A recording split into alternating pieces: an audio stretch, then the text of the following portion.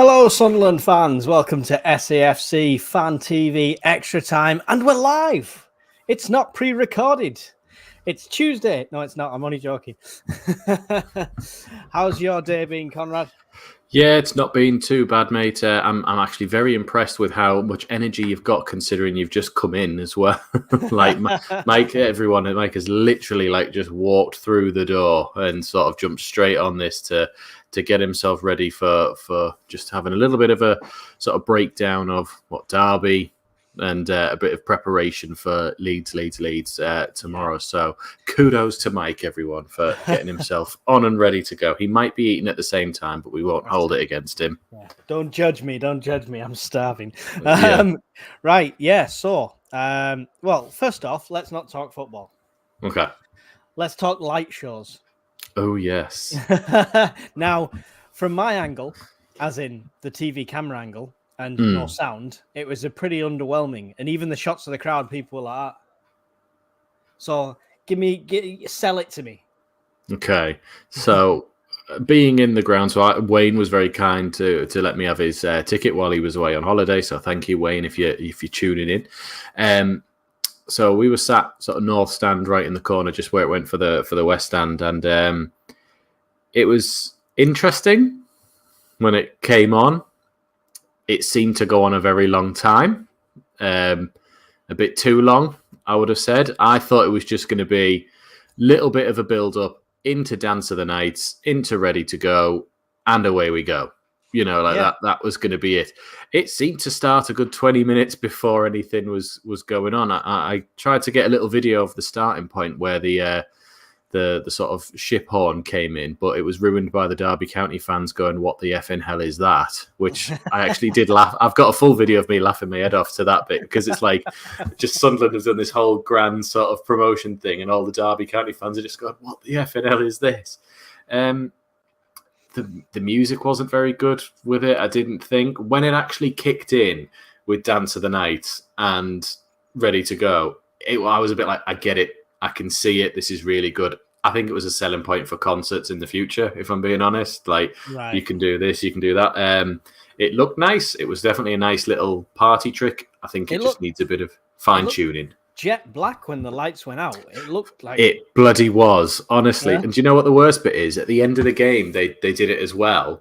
When people are walking up the stairs, I waited for them to stop, because I was like, every time they shut it down, even to really dim, you couldn't see what you were doing. So I thought, I'm going to fall up the stairs here. So I'm going to stand in a seat and wait for you to stop before I leave. I'd have gone for it. Where there's a blame, there's a claim. You could have had a bit of KLD's money. Yeah, you ain't getting money out of Speakman. You don't buy players, let alone pay for that. It was okay. Look, it was all right. I'll be interested. I'm going again tomorrow night to the Leeds game, same seat. So it'll be interesting to see it again now that I know what I'm expecting. It seemed to go up all the way up until the coin toss. I mean, the ref was like that himself, when the fuck is this going to stop? Yeah, well, me and my mate were saying the same. So the players all were ready to do their huddle, and they just didn't for ages. They were all stood there sort of going, and then the lights went off, and then they all went like that. And I was like, were they waiting so they didn't poke each other in the eye or something when they were doing it in the dark? Or just because we joke saying, imagine that someone comes on after 30 seconds getting injured, and then it bloody happened in the second half with Paveda. So we were a bit like, no, it went on a long time, and it probably should have been a little intro song, Dance of the Nights, Ready to Go, and then stop. Let the players do the last little bit of preparation, fans get settled in and go. Maybe they'll fine tune it with feedback. If you're in the comments and you saw it, either if you were there or if you watched it on TV, let us know what you think. Is it a nice addition to these evening games? Does it wake you up? I think it'll be good. The only other thing, and I think we're going to talk a bit about this on Sunday from what I was talking to Philly, was I don't think the crowd were very up for the whole game, if that makes sense. There wasn't a great atmosphere there. Do you know what I mean? It's never as full, though, is it? No, but I have a feeling tomorrow night's going to be a really good atmosphere with it being Leeds, a pretty sort of nearby, a promotion rival and a sort of fairly close sort of side to us. And of there. course, we all at Leeds go. Yeah, exactly. And they bring a lot of numbers and they'll do their marching on together. So I think there'll be a good atmosphere there. But I didn't realise we've got West Brom in November, I want to say, and that's a nighttime game as well. There you go. So I think there will be, when the atmosphere is up, I think it'll be really good. I think it was just no one really cared for Derby County that much. Derby County fans were in really good voice, though, actually. But that's because they were all there. That is their entire fan base. I mean, they were they even 1-0, 2-0 down. They were still, singing. And then when we did a song later on in the game, it was just echoed with "We forgot that you were here" chants from the Derby County fans. It was a very good effort on their behalf. Away fans are always the most hardcore, aren't they? Even when it's us away. So yeah. Anyway, let's have a look at the game. All right. So give me your take on the first half because you were there. So the first half was an interesting one. We were sitting there just going, "We're going to get battered. We're going to get battered. What the F is happening?" Like, it just felt like first 15, 20 minutes, they were just steamrolling us, a bit like when we were watching the Watford game, that we just seemed second best. Everything was like, we're not getting to the second balls. We can't get it into our midfield to get control of it. It felt like every time we were moving out, it was coming straight back at us. And they had a good few, efforts. I think Meppin cleared one semi off the line. Patterson made a good save from their number 28 as well. They had a good few set pieces, thankfully, that didn't come to anything. But it was a worrying first half. And then it just seemed to, I don't know if they changed anything, but it just seemed to click all of a sudden. And Bellingham got his foot on the ball, and Dan Neil was able to take a few people out of the game in defensive midfield. And then 3 minutes later, we were 1-0 up. Yeah, so it was like the first half hour, isn't it? Not really the first half. It was like the first 30 minutes because Bellingham goal was at 40 minutes. Right. What a strike that was. We were sat right behind it, honestly. Like, it looked like the ball didn't even move. It just sort of straight line, didn't it? It just suddenly started getting smaller, it's moving away. And then the net just went, we were like, oh unbelievable. I just had flashbacks of when we did commentary all last season. And every time I started going, what the hell's Job still doing on the pitch? He'd score. Yeah. And it'd just be out of nowhere. Yeah. Were you saying that yesterday? Were you saying that on Tuesday, though? Yeah. No, I wasn't saying it about it. I said it afterwards, like, this is what he has. Yeah, he does have it. And it was that thing of, he was out of the game for a bit at the beginning, but so was most of the midfield, which again felt very similar to Watford's first half. But as soon as we got a foot on the ball and started playing the game, I don't think our midfield could even be touched by theirs. Are we slipping back into old Sunderland, though, and taking a full half to get going? It does feel a bit that way, and I hope that doesn't happen against Leeds. But the only thing that's good about the way Leeds play is they come out and they'll want to play on the front foot and attack us, which might suit us better, because I was talking to Terry at the game as well. We tend to do better against the teams that actually attack us and come at us. So it'll be an interesting one to sort of go, actually, are we just bad against the teams that are trying to grind it out and play a certain way? Or, like you say, is this us actually settling into a slow starting system? Yeah, well, it was Dodds in charge last time for Leeds when we played Leeds, wasn't it? And he set up defensively, right? Yeah, I think so. And is this the one we won 1-0 where Job got a little flick header at the stadium? We're like, did he manage the game at Leeds United away as well last season? I believe it was towards the end of the season, in that sort of bit where we try and just forget ever happened at the end of last season. But I don't think Beale was in charge for that game, so it must have been. I don't remember anyone called Beale. No, exactly. I think we got it. Did we get a draw down at Ellen Road? Someone in the comments will have to correct me if I'm wrong on that one. But I seem to think we got a point away at Leeds last season. Maybe I'm wrong. Speaking of the comments, I've been very rude. Ekneps, I think that's right, says hi. Paul Armstrong says hi, everyone. 3 points tomorrow, 2-1 to Sunderland. Kieran Gale says Sunderland 3, Leeds 2. High scoring game. I'm sure I went for something like that.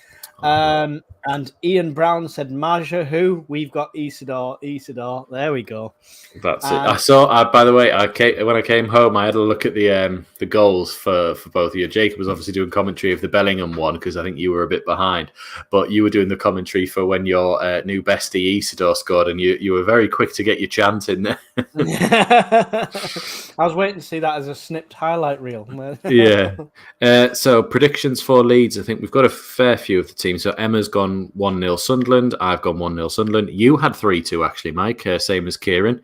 Terry had 1-0 Sunderland. Philly had 2-0 Sunderland. Jacob and Wayne both had a 1-1 draw. And Paul's just let us know. He said it was 0-0 last season at Ellen Road. There you go. So 4 points off from when we were crap last season. Yeah. So after the wonder goal, we go in half-time, 1-0 up. That changes Labree's half-time talk, clearly. And then we out for the second half. What did you make of the second half? Different team completely? Yeah, it felt better. Sorry, just the comment. Evening, lads, from Las Palmas Macam. Thought it was recorded 3-0 to the lads against the Dirty Leeds. Yeah, sorry, we've gone for a bit of a live special just because it's sort of we're stuck in the middle of the two games and neither of us were free this week to record it apart from the night of, and we sort of went, it's easy just to put it on. and I'm still not free, and we're still. And he's still not free, and he's eating at this point. So, I wouldn't quite say it was a second half Sunderland in a good way again, but a bit like what happened against Watford, we massively improved again, and we're sort of. It didn't look like we were bothered by anything that they were going to throw at us. Apart from that moment where I think not long after we went 2-0 up, where Patterson made like a double save and then they missed. That was the only really worrying moment. There was a few squeaky moments for Patterson in goal for his clean. Yeah, exactly. What did you think of the substitutes? Well, so me and my mate were laughing at Pavade. Let's hold off the Pervader thing. Oh, no, I've got a story I was about to start there. So, go on. So we were watching. So, when Terry was on about he didn't like Pervader at the end of the Watford game, having a chat and a laugh with all the players there. So, honestly, when he was warming up, because it was right in front of us, he wasn't really talking to any of the Sunderland players. He kept just trying to get involved in with the who we playing, Derby players, and just having a laugh and generally going in. So we just kept going, hiya lads, you all right? Yeah, what you doing here? Nice to see you. Like every time he sort of went past someone, we're just going, is he just trying to be everybody's mate? That guy you always see at a nightclub in town, and he's always there. It's like that bloke. And he's the guy from In Between Us that they meet. Yeah, yeah, pretty much. Yeah, like that. And then the only other one we saw was Hjelder got sort of a bit of instructions at one point, but I think that was because Mepham was down at the time, and they thought he was going to come on. But I didn't mind the subs because I think we were 2-0 up. It was fairly comfortable, and we rested the right sort of players for this game. It was good to see Watson come on. It was a shame he couldn't be on his natural side, but I think Mundell would have come off had Pervader not come on for a 20-second cameo and then gone off again. 10 minutes. He came on. He didn't chase the ball for one of them. And then he came on, lifted his foot barely a foot off the ground and pulled his entire quad or hamstring. And it was like, how have you managed this? I've been watching you warm up for half an hour. It looks like a flop already, doesn't he? I said, and I really hope he's not. I really hope he's not. But I said to you during the Watford game, which is only his second appearance for us, I went, when you just get that vibe that you're not going to be any good for us, I've got that. And I said to my mate, I went, what do you think of him? And he went, oh, well, he could be good, but I'm not impressed so far. And I went, yeah, that's pretty much it. As he was walking off the pitch, had a bit of a sour face because he was injured. Yeah. I made a direct comparison. Have you seen This Is England? Yes. The little kid on that, he looks exactly like him. Yeah, the 100 fags and 10 cans of lager now kid. He looks like him. Honestly, he's a double of him. I need to do a side-by-side. Yeah. Well, funny you do say comparisons. So, the ship Foghorn that came on before the game? No, because I had no sound. Well, that's true. But yeah, if you've then watched it afterwards or on any of the socials or anything, the Foghorn of the ship, which is very good. However, if any of you have seen War of the Worlds... Yeah. It's uncanny. And I was sitting there just expecting this alien tripod just to appear over the stadium. And I was like, every time I was watching it, all I can think now is where's Tom Cruise running away from these aliens that are shooting at people? Because it sounds exactly the same. Jackie Shields, what are you eating, Mike? Actually, I should ask that. I'm sorry. Yeah, I really shouldn't be eating on a stream. I'm eating a battered Irish burger with cheese in a flatbread. There you go. Nice. Really Very healthy good. for my new diet. No. Got some other comments in. Brian Scotiamackham, hey lads, looking forward to tomorrow evening against Leeds 3-1. Stephen Thornton says 2-0 to Sunderland. John Furness says 2-0 to the lads. David says 4 to 6 weeks out for, I'm assuming that's Pervader. John Swinney, I think he's from New Zealand, John Swinney. Another clean sheet beckons, so 2-0 win. 8 a.m. watch from it. Yeah, I thought it was that sort of time because you'd be New Zealand there. And Jackie says your meal sounds nice.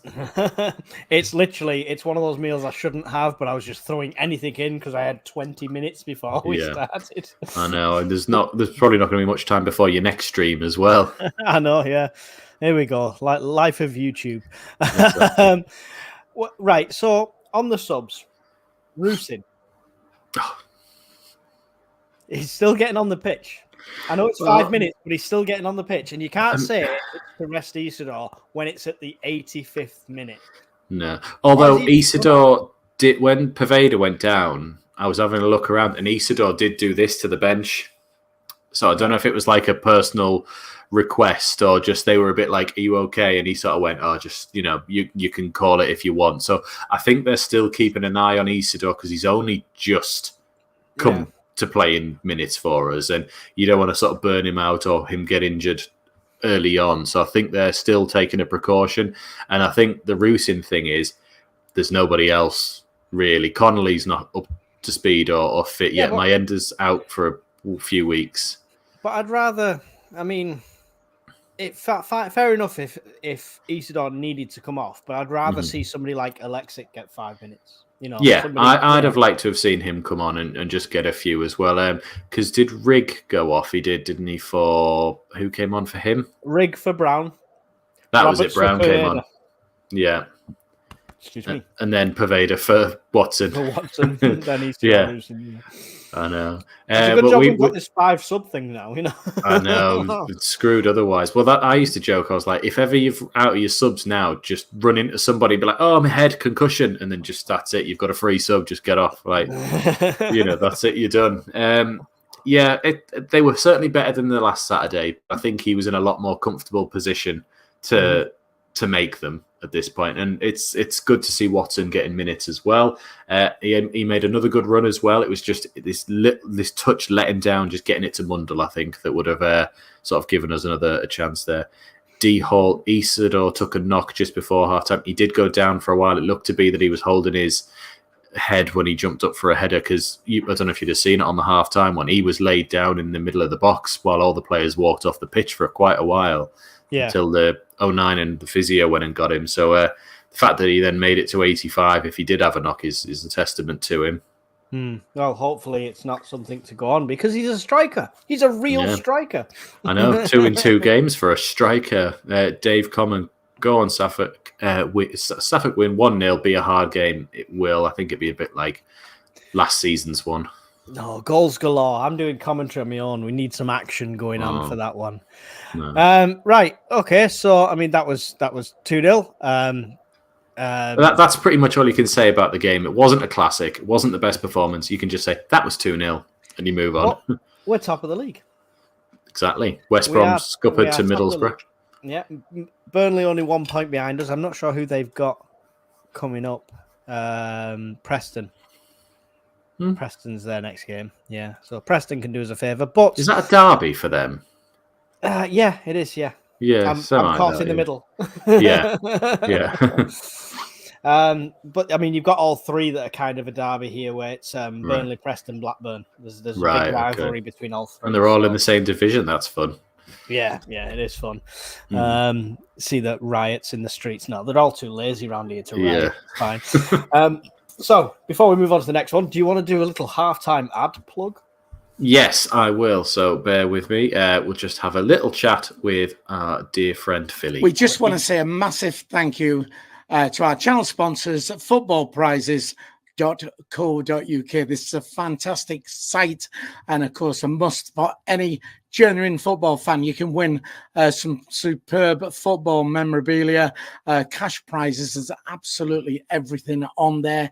Check out the site, get yourself on. You can enter yourself into prize draws. Now, all you do, you buy yourself a ticket. It can be 99p. In fact, some of them are even free to enter. So you get yourself on there, you buy your ticket, and then they have the draw. The draw doesn't have to sell out before they do the draw. So you've got a great chance of winning some superb prizes.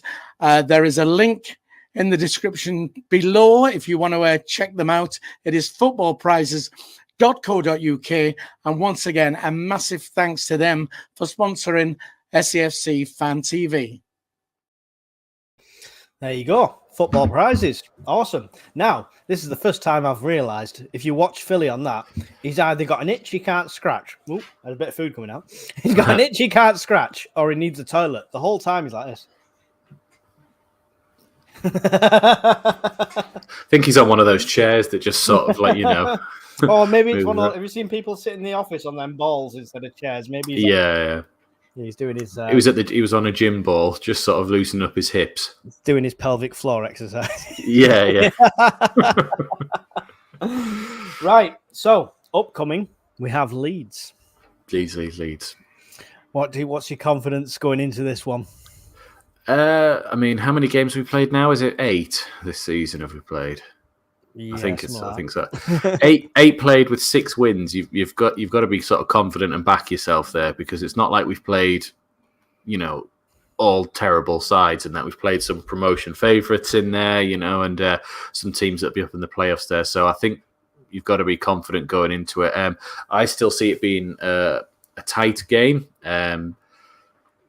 as in terms of I think neither team will really want to lose it, but then again, Leeds like to attack, and they'll come here sort of thinking that they need to win and avenge what happened last season, because if they'd have picked up any more points off of us last season, they'd have probably actually been promoted rather than in the old playoff lottery.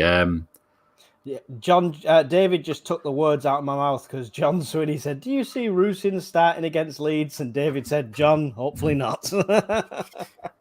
Pretty much, yeah. I mean, if that happens, then my confidence has dropped at several notches, I would say. And again, we were saying on Tuesday, we've got nothing against him. It's just it's not working, and he's not right. He runs his absolute heart out, which is half the battle of what you ask for. He doesn't know what to do when he gets it. But he doesn't know what to do, where he's running, or who he's meant to be running for. So the one I'll come back to was against Watford, when Dan Neil was approaching the penalty area 40, 30 yards out, and Rusin just sort of stood there and then just walked sideways. And it was a bit like, you're not actually going anywhere. You're meant to either run to pull a man away from him, or you're meant to try and make a run in behind for him. It just, didn't work. So, Leeds... on form technically at the moment, but they did draw to Norwich. They did lose to Burnley, who we beat, and Burnley had 10 men. Burnley and Cardiff both got a man sent off against Leeds, so that's interesting to know. But do you think we'll go at this one, or do you think we'll go defensive? And what changes would you make to the team? I probably wouldn't make any changes at this point. I still think you do Roberts, ISIDOR, Mundell. I still think you keep the midfield 3 with Bellingham, Neil, and Rigg. What? No, not Neil. Well, I don't know. Now that you say it, I keep forgetting Brown. It's just he's been a liability. He really has been a liability the last 2 games. I don't think the captaincy suits him. I think it's weighing heavy on him. I'll rate him. I think he's a great player, but for something's not right. And when something's not right with a player, don't keep playing him. Give him a game off. Give him. I actually thought he did well against Derby the other night, though. He had a sort of slow start, but so did the entire team. It wasn't like he was the odd one out there. And then as soon as he, as soon as we started to get our foot on the ball, I don't think he put a foot wrong for the rest of the game, really. Yeah. He was shouting at the referee at one point when the ref didn't card one of their players for pulling a shirt. And I was like, mate, you're going to get sent off. Shut up. I was screaming at the telly. I'm like, what the hell are you doing? You can't protest for a card. It's just not the done thing. I know. And I think it's because Sirkin got a yellow card in the first half for doing the exact same thing. and it was a bit like it was a poor ref, though. I'm just going to say it was. Yeah, he didn't let it flow, did he? Sorry, I know we're going back to the previous game again.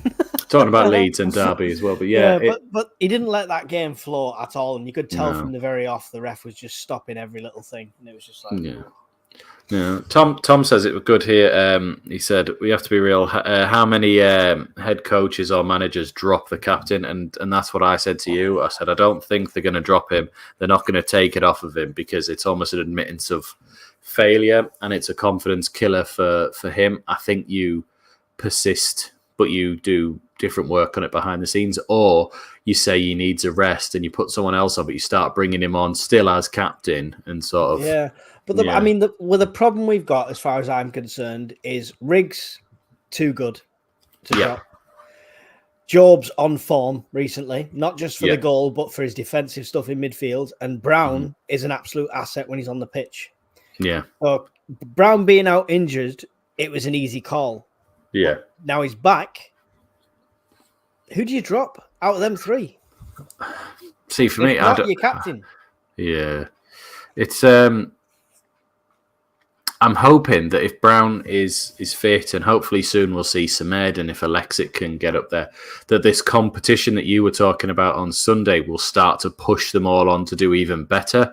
So I know Bellingham and Riggs seem to be on another level at the moment to the rest of the midfield, but that fear of losing your place and having to earn it back should be the driving force for someone like Dan Neil, for someone like Alan Brown as well, because Brown didn't come here to just make up the numbers for Sunderland. He'll have come here to play and do well for us, and he has done well in a very short period of time. I think he's already arguably a fan favourite, not like an ISIDOR fan favourite, but everyone likes him, knows his worth to the club, and people are still talking about him being captain of Sunderland as well. What, Dan Neil? Brown, sorry. Yeah. Oh, yeah. Well, we mentioned Brown being captain at the very beginning because of his experience, but I think you were right when you were calling people like Hume. I think Hume's a good one. And don't get me wrong, he's got a rash tackle in him every now and again, but... I don't think it's an admittance of failure to change the captain at this stage. Labrie is still a new coach. He's still learning his players. He's learning his team. I think they'll wait. I think they'll persist with it, especially because even if you think he's a new coach and that, he's still only really 8 games in for us. He's still learning about them, and they're still learning about him. Yeah, and he didn't have like a long off season with us to start with. No. Anything, did he? So it was just a case of straight in, hit the ground running, which he did. Fair play, he absolutely has hit. He's done really well. Yeah, the Labrie effect, definitely. It's nice to see he's got that passion on the side of the. Not sat with his hands in his pockets. Yeah, exactly. I think it's just, I thought Neil had a good game the other day. I saw one of I can't remember which, either paper or fanzine it was, gave him a 9 out of 10. I was like, I don't think it was a 9 out of 10 from Dan Neil, but it was a solid, 7 or an 8 out of 10. Like he did his job. He did his job well without sort of doing anything exceptional. Yeah, and you can't judge him on the first 20 minutes because we kind of got played off the park. Everyone was having a poor first 20 minutes, apart from maybe 09 and Meppen, trying to sort of like get anything out of the box there. I know we're flip-flopping, but this is what happens when I start a stream a minute after sitting down. Man of the match for the Derby game. Oh, God. I actually thought ISIDOR, just because I thought he absolutely ran his heart out first half, second. Like when we got in it after the first 20 minutes, he was running off into the channel, giving people options of a pass and just always a threat, a bit like against Watford. And then he seems to be really good at that little near post dart finish, because he did. That was similar to his goal against Watford and the one that he put in the side netting in the first half against Watford. And just to get that sort of run. Because I know you were saying, he's really tall. When he walked past Bellingham, he's not actually really tall. He's, Bellingham's a lot bigger than him. I think it was just because when he's normally up front, he's got Roberts with him, and he's got sort of Mundell and Chris Rigg around everyone him. Looks like a giant. Yeah, and then he's like, he's a giant. And then you go, he's actually about 6 foot. He's, he's not actually that tall. I think I'd give it to ISIDOR. What about you? Well, you'd think I'd say ISIDOR, right? It's just so I could sing it, but Rigg for me. The boy is just every game shows me something that just makes my eyes light up. And he had moments in that game, and there's one moment, you might not have seen it because you were there, and it's a quick thing. But a ball came into him. He's under pressure from somebody coming at him, somebody right behind him, and he stretches, touches it with one foot onto his other foot, and dinks it straight to Job. And it was a moment like that, and it was just the ball wasn't going on that trajectory. He just did it exactly how he needed to do it, and he's just so intelligent, and it's little moves and touches like that every time that just impressed me. Those two are working really well together for being as young as they are as well. They know exactly where each other is at all times, and maybe that's what Labree's telling them, that these two need to be no further away from each other than like in possession than this, so they always know that there's someone to sort of lay the ball off to, and then because it always seems to be, if I'm thinking about any game, every time they do a little round the corner pass to each other, the other person's always free to drive on. If you think about Job's assist against Cardiff, if you think about Rig powering on as well, it always seems to be they're the free man after someone's managed to get a bit of space. Yeah. It's a good combination, and like I say, his little touches just gives him man of the match for me every time. So yeah, it'd be Rig for me, and I can't wait to see. It's just annoying me when he keeps getting taken off, because I don't think he's unfit. I don't think he can't last 90 minutes. And there's better options to change. So I think it's we remember what happened to Job last season thing. Right. That they're going, let's not overburden the kid. Let's just, because it's like Philly says, there's no way you can tell me that a lad who's that old is not fit enough to play a full game of football. It's just, it's not true. So I think they're just being very careful with him and trying to avoid like a burnout or something like that. And I think they're just going, okay, we'll just nurture our asset is probably the best way of saying it. Once the job's done, he can come off, you know? Yeah. I don't know if Jeff's got a crush or he means his actual fitness levels, but he's a fan of ISIDOR as well. I thought that's what you'd have been saying as well most games. Fwah! Yeah, fwah, ISIDOR. So get to see the return of Joe Gelhardt to the Stadium of Light tomorrow as well. Has he actually been playing for Leeds recently? He came on against Norwich for them. Off the bench. Is this the former player scores against old club thing again that always seems to crop up? Hopefully not. Paul's put here, what do you think of Reggie Labree said about Dan Ballard on the Northern Ireland call-up? I don't know. What has he said there? I'm assuming Ballard's been called up despite being injured. Maybe he's not injured though. Maybe we're just letting him recover, but you still wouldn't want him going international, right? Is this like when Kenwyne Jones got called up to Trinidad and Roy Keane went, well, he's injured, and they went, oh, we'll check him. And Roy Keane started like a whole war with like the Trinidad and Tobago FA because he was just like, he's not going. Like, I've said to you, he's not fit. Like, he's not coming. I'm assuming it's something like that seems to have happened there. Jeff says, no crush, lol. Well... we weren't judging, Jeff. We weren't judging. No. You can like whoever you like, and I think it's that same thing of don't fall in love with a lone player thing. Even though he reiterated in an interview this week, well, there is an option to buy from the club, which we didn't have with Diallo. So you never know. There you go. Tam says Fergie used to play the kids for 10, 15 games, then sit them out for 5 or 10. He was the master at knowing when kids needed physical and mental rest. And that's what we did to Job. We burnt him out last season. He needed that 5-game break kind of thing. Yeah, I mean, even if they just come off the bench in those other 5 games or something like that, because I'm not saying our squad is blessed with depth like Man United, but just give them a bit of a rest every now and again is fine. Especially over the Christmas period when the games come thick and fast. Yeah. And he still won't be able to sleep on Christmas Eve night. He'll be excited Santa's coming. He's only 17. What's Riggy getting for Christmas? Yeah. Well, he said he could play with strapping on, but he wants the injury to heal properly and not play. Well, there you go. But like I said, do they have the option to say no for the call up for the I'm not really sure. I think it's a players thing, I guess, isn't it? But well, because how does it work in England when they go, oh, here's the list, and then 4 days later they go, 6 of them are dropped out, they're not going. It's like, well, who's decided that? Is it the player? Is it the is it the manager of the team?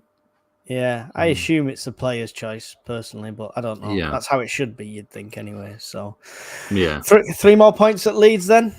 I really hope so, because that would see us move on to 21. I want to say, I can't do math. 21 points, is that right? Yep. Would we be the first team inside the 20s this season, unless Burnley? Burnley can get to 20, to a straight Yeah. 20. Yeah. But Preston might do us a favour, despite where are they? They're like 21st at the moment. So Yeah, I saw Cardiff won a game of football the other day. oh, did Yeah, I like how you add of football. Yeah. Playing other things. Yeah. Did you see they were talking about setting up like a Welsh-only cup for like Cardiff, Swansea, Wrexham, and like the other ones as well that are in there? But you'd be embarrassed when Wrexham beats you when you're Swansea and I Cardiff, know. wouldn't you? Well, they'll probably be in this division next season. Hopefully we're not, but they will be. Yeah, they will be. Yeah, definitely. Yeah. We won't be. We'll be in the Premier League. So Exactly. And then we'll be winning the Premier League the year after. I'm optimistic, but Yeah. I'm not taking the I'm same thinking things you're a taking, Claudio. clearly. I'm thinking a Claudio Ranieri-esque season of Leicester with Sunderland and Reggie Labrie. I'm thinking you've got a gas leak. Yeah, probably. Maybe.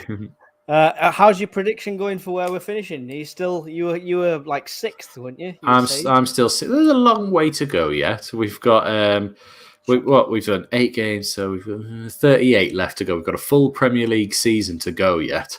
So I think there'll be a lot of twists and turns, and a bit like last season where Leicester and Ipswich flew away with it at the start, and then had a spell between January to March where they weren't doing as well. And I think Leicester got 10 points from 10 games at one point, but they still won the league in the end. I'm not getting carried away because I've many a time seen Sunderland do a Sunderland or do the impossible from a good position to sort of go, it's completely changed in 8 games. We've had a very good start. Wouldn't it nice to have a season though where we just stay at the top? Well, that's the other thing. I always say to someone, it'd be nice to have a season where nothing happens. And I don't mean in terms of like promotion or anything like that, but just dramatic. We don't need to be in the news or anything apart from like if you get promoted. So like you were like, oh, been promoted and it's great, we're going to do really well. Alex Neil goes a month into the season. You're like, great. Then there was the whole Mowbray goes Beale debacle last season and several other things. Oh, in the poll, you've painted your stadium black and white for the Newcastle. And you're just like, just one season, guys. Just one season where we're not news. I think because we're reaching the end of the plan for Speakman and KLD, as soon as we hit that Premier League, as soon as we know we're getting promoted, whether it's before the season ends or not, we're up for sale. Yeah, or for major investment and people buying of other percentages of shares and what have you there. Yeah. Either way, there's definitely going to be something happen like that. It's never going to be an uneventful season. How dare you even consider it? I hope just for an uneventful season where we're up by Easter, even though Easter's dead late this year coming. Easter's like the end of April. No idea. Easter sometimes usually I know because my birthday's on Easter weekend on April 20th, so I know when it is next year. Whereas normally it's in March sometime. No idea. I just buy eggs and somebody else sorts all that. Yeah. David says, I don't think KLD will sell. I think he will. I think that's the plan. They're going to get maximum value if we hit the Premier League because. See, you've got to think of it from his business perspective, right? Him and Speakman, it's all about the money. We know this. And if we hit the Premier League, the key time to sell is that first initial we going up. Yeah. Because if we go up and then come down again, value drops. I know you get your parachute payments, but the actual value that they can sell it for will drop. So, I don't know. I could see it going the way where we get promoted, they don't throw too much money at it a bit and just sort of go, let's pocket the cash if we come back down and have another go with that money. So we still haven't had to really invest their own funds and what have you. Try to stay in the Premier League and then sell. later down the line. I think that's the idea. But KLD might be one of these ones that's like, well, I've taken them up 2 divisions. Why would I sell? Like, this is something I've helped build, you know, like, why would you think it might not necessarily be like a business project for him to be like, I've moved it on and now it's time to flip it over for cash. It might be a thing of, actually, I've put a lot of effort into this, and this is, it's the fans' team, but it's my team as well. Yeah. Yeah, well, just the other side of it. Hopefully, you're right. John Swinny agrees with you. Don't agree that KLD selling as too much money to make in the Prem. If we go up, we'll stay up. DJ Sizzler Watson says up by Christmas. That'd be nice. If all the other teams could keep beating each other and we just keep winning, you never know. That's it. That's all I want for Christmas. Yeah. Well, I think that's it. We've already done our predictions for Leeds. As people got theirs in as well. Just left to say, join me for the Leeds game for live commentary. It'll be me solo, so sorry about that. But at least we won't be time traveling with Jacob or sat watching Conrad commentate because I'm 10 minutes behind. I'll be able to do something. You'll be worthwhile for a change. No, let's not go that far. Don't forget about the channel sponsors, the football prizes and toffs as well this season. Discount codes are in the description. And thanks for joining us. Would you like to sign off, Conrad? Yeah, thanks for joining us, everyone. Sorry that it's a live one and a slightly later time of 8 o'clock than 7 when we usually upload it. We'll go back to our regular ones next week, but we just ran out of time to do it this week. So thank you for joining us live, a bit impromptu, but we'll see you tomorrow night for the live stream. We'll see you on Sunday for the Sunday Bunch. Yeah, if you see Conrad at the stadium, don't buy him a drink. No. Actually, please don't, because I'm still trying to lose a bit of weight. I'm already getting some, but need to lose a bit more. So water if you do. I'll buy you water. I can splash out that much. It's fine. Oh, that's fine then. Yeah. Tap though, not Evian. Yeah, that's fine. I'll go with that. Right. Thanks for watching, guys. And we'll see you all in the next one.